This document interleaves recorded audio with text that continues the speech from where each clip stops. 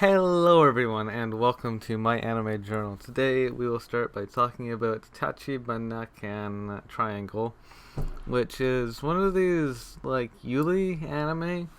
It's actually a Yuli harem, which doesn't happen very often.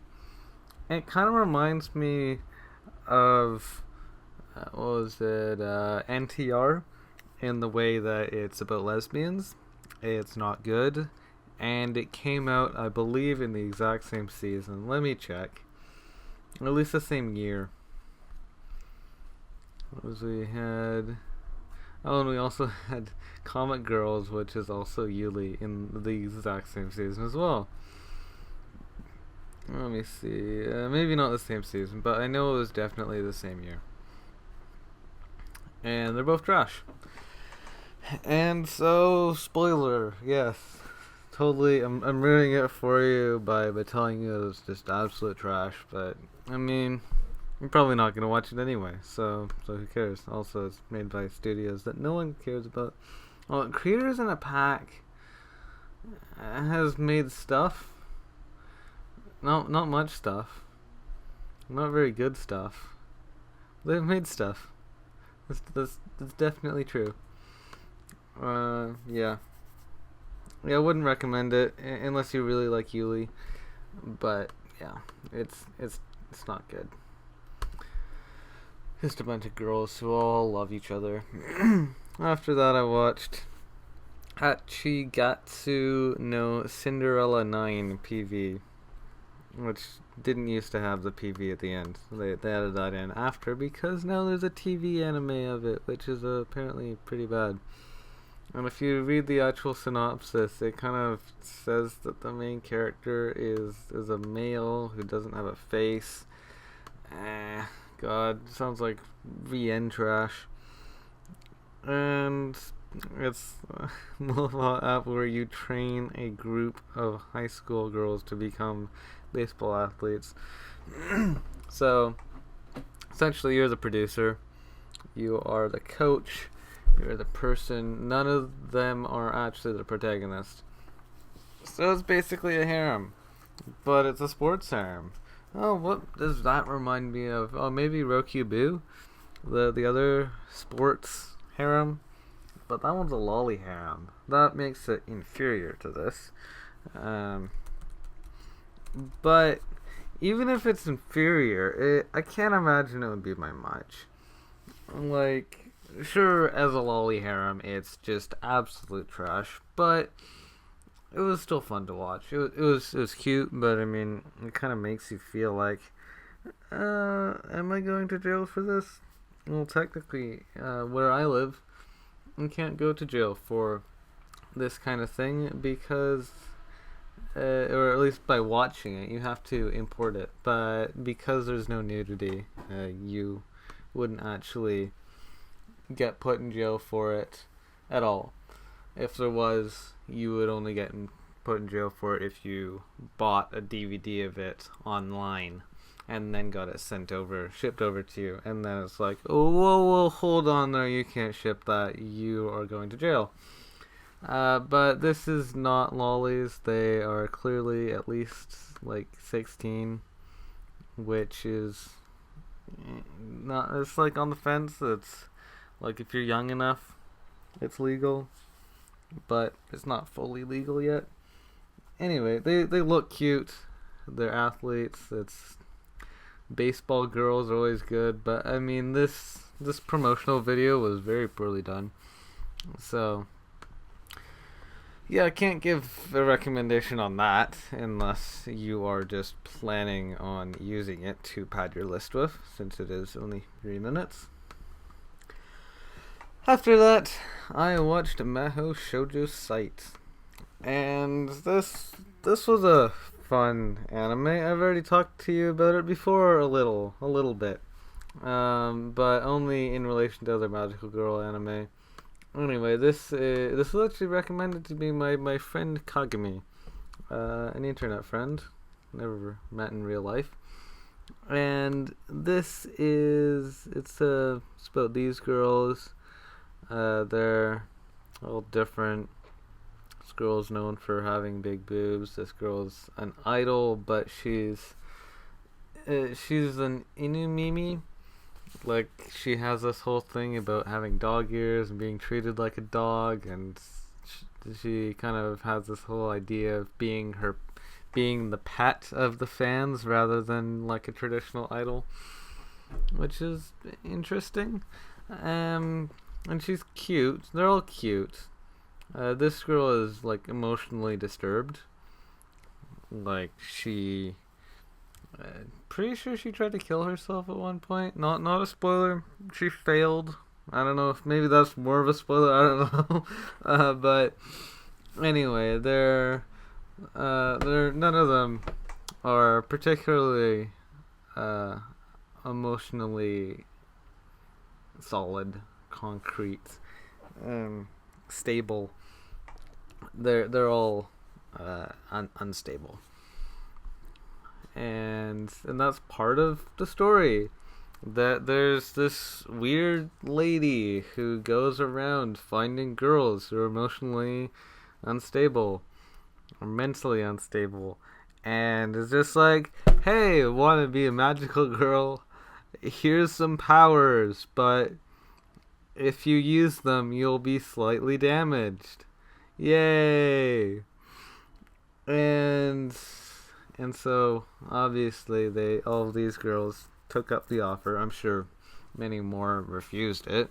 They're just like, oh god, that sounds terrifying. I'm already destroyed enough as it is. Why would I want more of that? This isn't gonna help. But these girls were all like, well, what do I have to lose? I'm probably gonna die anyway. And so, yeah, that's all fun. And they all have powers like a switchblade. No, was it an X-Acto knife that you cut yourself with, and then that blood heals other people? Ugh, God. Or the panties that give special powers. It's all very strange. Yeah, but it would be a spoiler to say anything about death, except for the fact that it just happens a lot.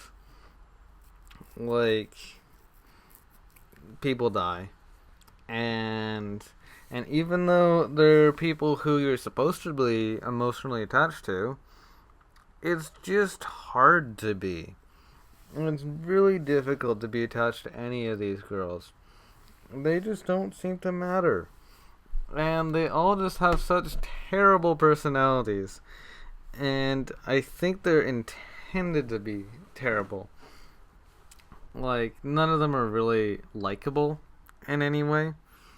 Unless you just have really weird fetishes. Like this girl, I mean, she's adorable, but she's a complete psychopath.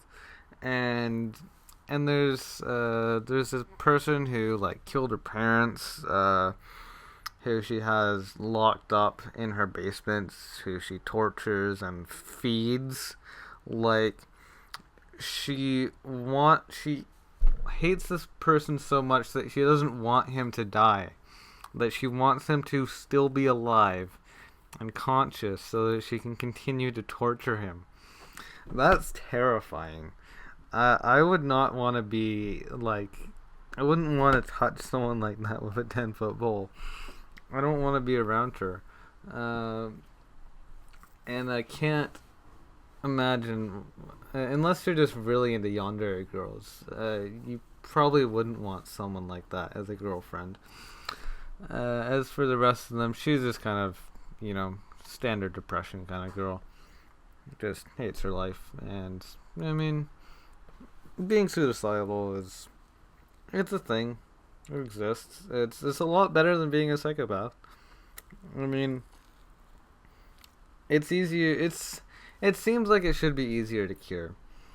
If someone wants to kill themselves, I'd be more willing to date them than if they want to kill everyone around them. Or anyone around them. Just out of... and it's also safer for you.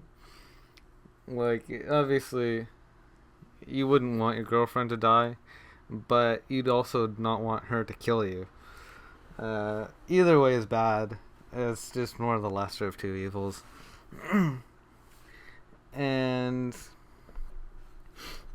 and then there's this girl who is also like in some kind of situations. There's one of the girls who's like about to die and stuff.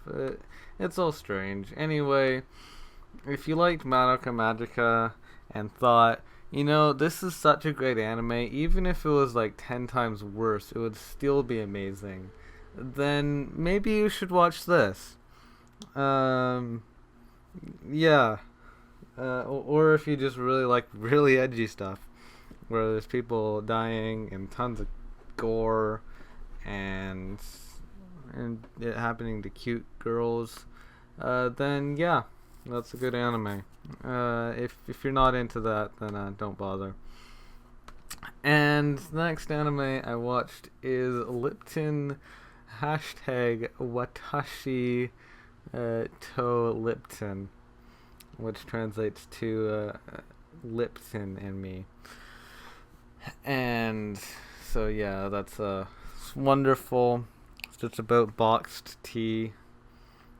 It's also the only anime I know that has a hashtag in the title. Very strange. But is it really an anime? It's an ONA, so it means it like aired on sites like Nico Nico Doga. It says a commercial, and so yeah, it's about box tea and about a campaign where people post pictures of themselves drinking it. It was fine. It was alright. I mean, as a commercial, it did its job. It had nice art as well, but overall, it's not amazing. And then there's Martin Madchen, which I was told was just like the most awful anime ever. It's just like, oh my god, this is such terrible art. And they, like halfway through it, they ran out of budget and they were just making it up as they went along, and it just looks terrible. It doesn't look terrible. I mean, there's some inconsistencies with the art and animation and stuff. It's kind of mediocre in terms of that, but it's boring. It's just super bland. And so yeah, I wouldn't really recommend it. It's cute. The main girl has really nice. Look at her hair. It's very cute. But in terms of the story, it's just really boring. Wouldn't recommend it.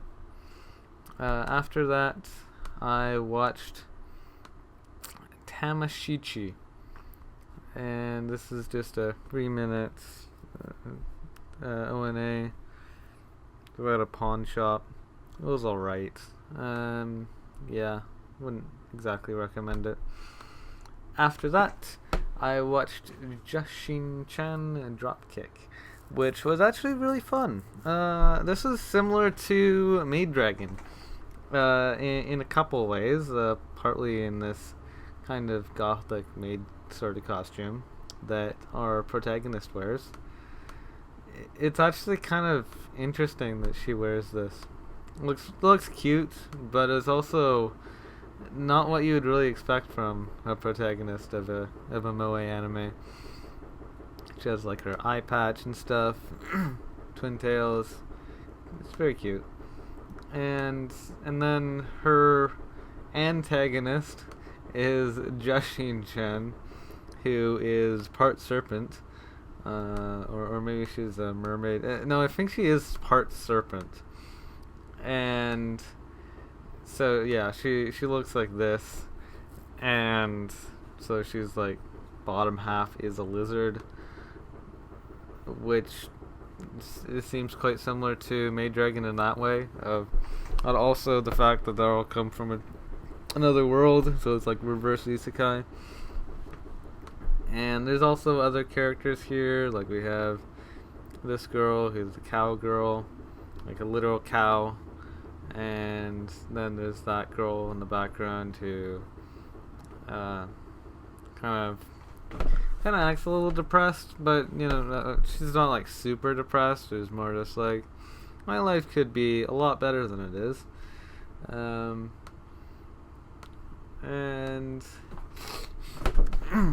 yeah, and so they're all very cute. There's Medusa, and they're all those kind of thing. Very nice gag humor. Out of all the gag humor anime, it's definitely one of the better ones, and it's well done. I liked it. Yeah, if you liked Maid Dragon, you should watch this. It's not as good as Maid Dragon, but that's a pretty high bar to set. Especially this, like, Maid Dragon it's made it's made by KyoAni. I'm pretty sure the manga is also already prestigious. Like, it has an 8.0 from Monthly Action. I don't know. Oh yeah, this guy hasn't written much, but it is in Monthly Action, even though it's not an action manga. But it's well known. It already has a lot of stuff behind it. So for this anime that kind of came out of nowhere, it's surprising that it even comes close to the matching its quality. So yeah, if you like gag humor anime, I totally recommend this. And then after that I watched the special, which was also good. They did a good job. And after that I watched Chainsaw Bunny. And this is by the same guy who did Chainsaw Maid, and which is worse. I think. No, wait, I haven't seen Chainsaw Maid, but anyway, this is the same dude who made such masterpieces such as Bloody Date and Bloody Night, and Chainsaw Maid and Dead Girl Trailer and Love Bites and No Littering. All the best animes. He is just not top director. Obviously, I'm being sarcastic. But anyway, this is his one, very similar to Chainsaw Maid, but instead of a maid cafe, it's a bunny cafe. And our protagonist, our heroine of the anime, is one of the waitresses who has bad customer. He just happens to be like a demon, and so she kills him, and then he comes back to life. And no, wait, is that a spoiler? I don't care. It's bad. It's just, I mean, it's exactly what you'd expect from him. It's better than his other works, but it's also a lot newer than his other works. This is from 2018, way newer than something like this. Oh, that was from 2012. But he's made from really, really old anime. Was Bloody Night the really old one? 2006. So that is a full 12-year difference. Crazy. And so yeah, he's obviously improved over the years, but not enough. Nowhere near enough. And so yeah, I mean, if you like his other anime, or if you just like really bad anime, really bad shorts, then go ahead. After that, I watched Happy Sugar Life, and I guess we're just on a streak of terrible edgy anime, because this is another one, and this is also Yuli and pedo. So it's about a 16-year-old girl who falls in love with an 8-year-old girl, because that just makes all the sense. And what, 5 to 7. So that's a huge age gap. She's dating a girl who is half her age. It doesn't make sense. How do these two fall in love? It seems more like a sister kind of thing. Like, you would think, a girl 8 years older would be like her older sister, like protect her, like like a sister would. No, no, they're in love. It's romantic, and what's worse is she's also a yandere. So in order to protect her girlfriend, or her very very young girlfriend, she is willing to murder, and also just to maim and hurt. Which she does those two things a lot more than murdering. Like most of the series, all she's doing is just hurting people. But the more extreme cases do happen sometimes, and yeah, I wouldn't recommend it to many people. There are people I would recommend it to. If you like really edgy stuff, if you like you, I don't know. Probably most Yuli fans wouldn't like this anime. If you like girls falling in love with much younger girls, maybe. If you like yandere, maybe. But yeah, for the average viewer, for the average Yuli fan, I would not recommend this anime. Thank you for watching. Actually, I will continue just after this break. The next anime I watched was One Room second season Hanasaka Yui no Prologue, which is just a 4-minute short. That's it's a recap of a summary of One Room's first 4 episodes. It's kind of a pointless anime, honestly. It's just One Room but shorter, I guess. Yeah, no real point in watching that. But unless you're just a fan of One Room and just want to watch that as well. Next anime I watched is Harukana Receive. And so this is in that category of anime set on a beach. That's a nice little tag for you. Anime set on a beach. And unlike another anime set on a beach, Ikamusume, which, as you can see, is not lewd at all. Look, she's quite clothed. There's like this nice long dress. That's a little lewd, but yeah, they'll have clothing on, and it's all very nice, all very innocent and pure, and it's made for children. Harukana Receive is not like that.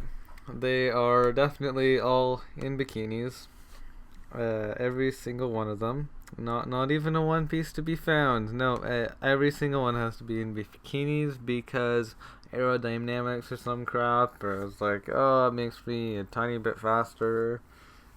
Or it makes my joints a bit easier to move or some crap.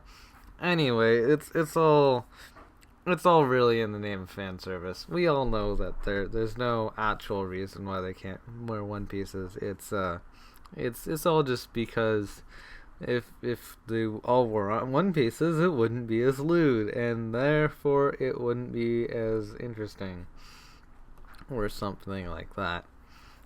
And so they all wear bikinis.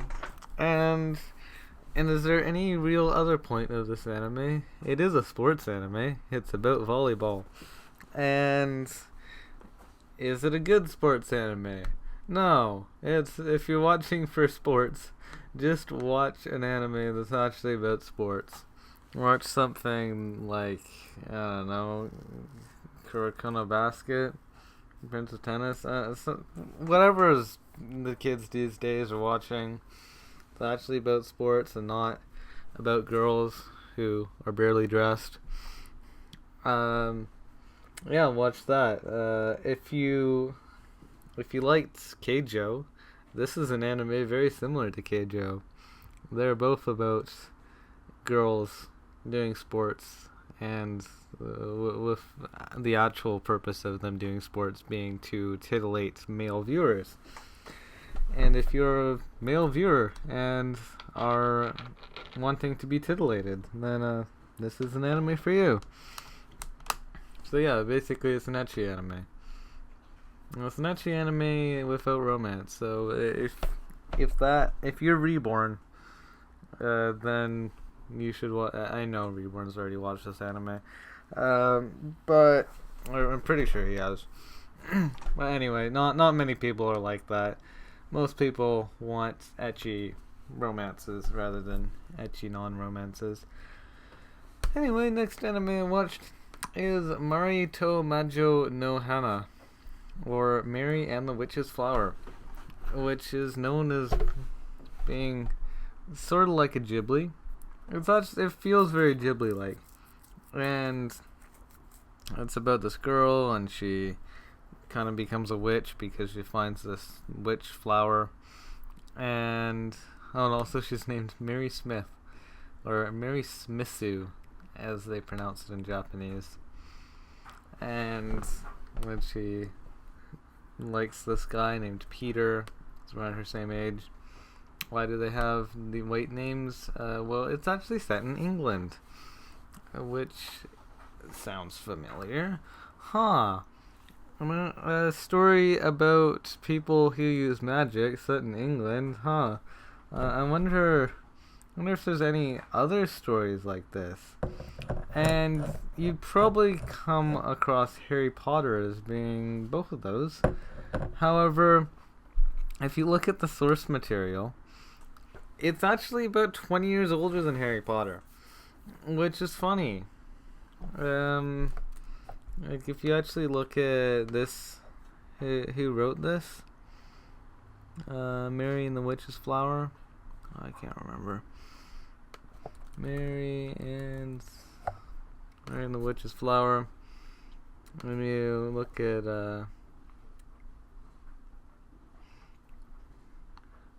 at Mary Stewart, who wrote it, and it'll come up in here as The Little Broomstick from 1971, which is quite a lot older than Harry Potter.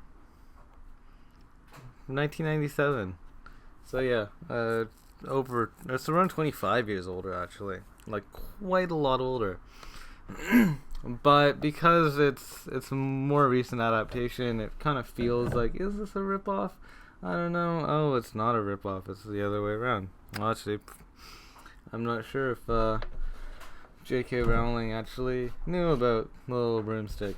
Maybe she just copied it. Maybe they were just convergent evolution. They just came up with, and she didn't read it before. But they were both from England, so she probably could have. Anyway, story-wise, it's very cool. It's about this girl, and there's the fly-by-night, this magical flower. It gives her special powers, and it's super sought after in the witch world. And so she uses it. It's this stuff, the fly-by-night. Very neat stuff. And it's also, art style wise, it's very cute. It looks like Ghibli. Very nice. And it's about a girl. I don't know if you would call her a lolly. She's definitely a lolly age, but she doesn't really, I don't know, calling her a lolly kind of feels a little wrong for some reason. Maybe it is because it feels like Ghibli. Like, I wouldn't call Ghibli girls lollies, even if they're very young. But anyway, so it's very cute. It's very wholesome. I watched it with my family, which I think was a good choice. It feels like slightly childish, but it's definitely something you can watch as a full family. And yeah, it's a good show. It's a good movie. I liked it. If you liked Harry Potter, or if you liked Ghibli movies, it's a good watch.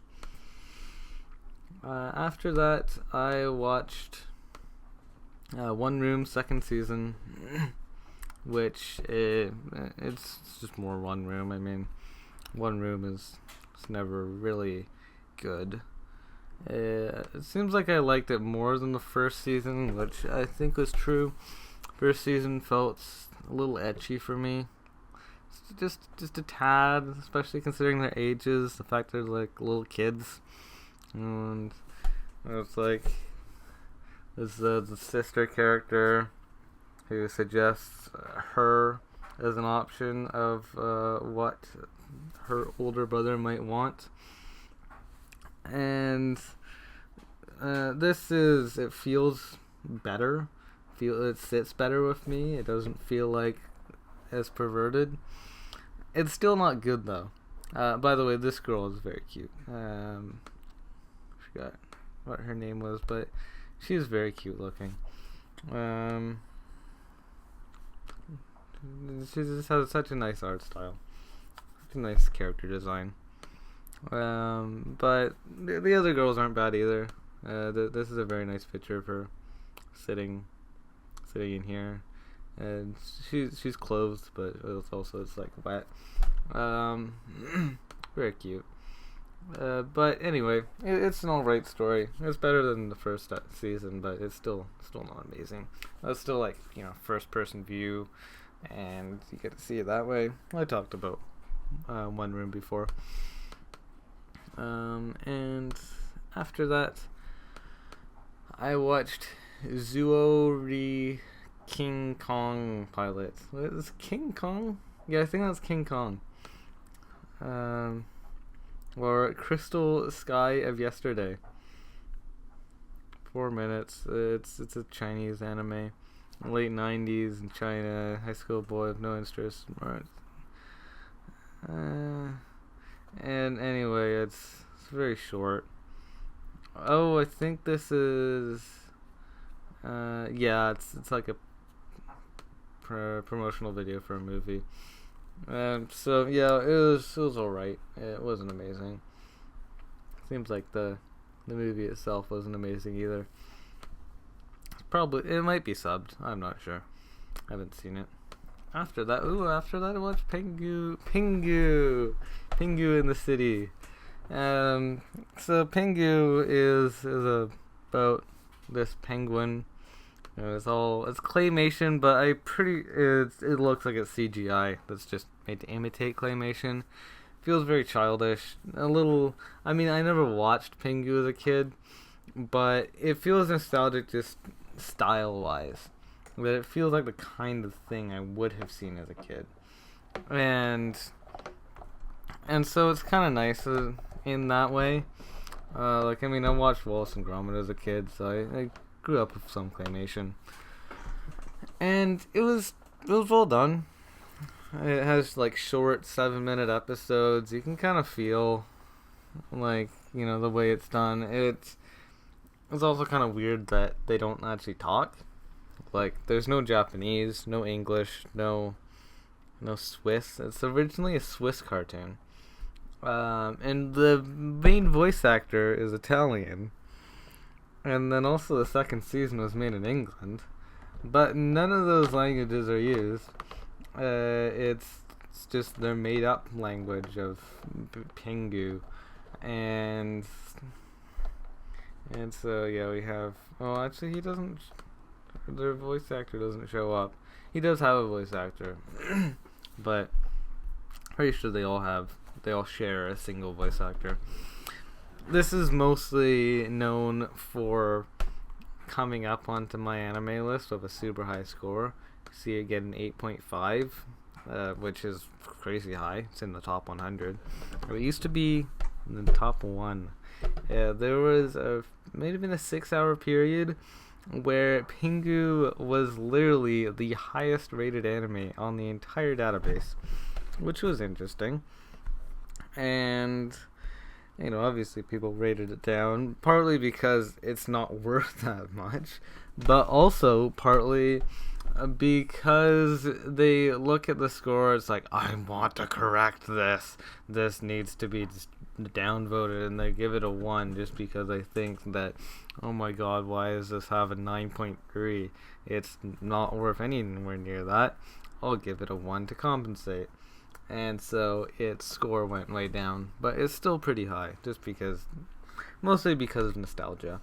Like, some people rated it high because of the meme, because it seems like something that doesn't belong on my anime list. But a lot of people rated it high just because of nostalgia. It was a good anime, but, it's not amazing. This next anime, though. This is fantastic. I've been wanting to talk about Yamano Susume in depth for a long time. And this won't be the most in-depth I'll get into it, since this is a third season. I'd really like to talk about the second season a bit more in-depth than I really can here. I might even give it its own video. But the third season, I really liked this one. And I wasn't expecting, I thought maybe, over the years, maybe I kind of hyped it up for myself. Maybe I put it on too much of a pedestal. It's I give it as my number one anime, and it's does it still deserve that? Was it just that I gave it that once, and I don't want, or just I've kind of hyped it up in my mind so much that nothing can really overcome that giant pedestal that I've put it onto, but it really does deserve it. It's still so fantastic. I love it. And so we still have all of our main characters, Yukimura Aoi is such a great girl. And in this series, we actually have Honoka being a more important character. She's one of the main cast now. And look at how cute she is. But what's also wonderful about her is her conflicts with her brother, because she acts like a total tsundere towards him. Where her brother will come up and be like, yeah, I'm come here to pick you up, and he's an interesting character. And she doesn't, she's kind of a tsundere towards him, right? Well, she'll be like, I don't, it's not like I wanted you to pick me up anyway, thing. It's wonderful. I love her. And she also has, this cute short hairstyle, and very nice. She's a photographer, and we got into that a little, see her taking some photos, and it's very nice. She's a good photographer. She's a very good girl. They're all good girls. And yeah, and in terms of this season, the third season, yeah, that's what's the most important part. Also, obviously we just get to see more of the girls hiking and stuff, and their backstories, and more of Hinata telling Aoi to do things. It's all very cute. I would recommend Yamano Susume to anyone who's a fan of slice of life, because it's just such a wonderful anime. And yeah, also if you like hiking, even if you're not super into cute girls doing cute things, if you're into hiking or mountain climbing or any of that kind of outdoorsy stuff, it's such a nice little anime to watch. It's getting a little less little over the years with the third season. They're still all quite short. First season is half an hour. Second season 5. This one's 2.5 hours.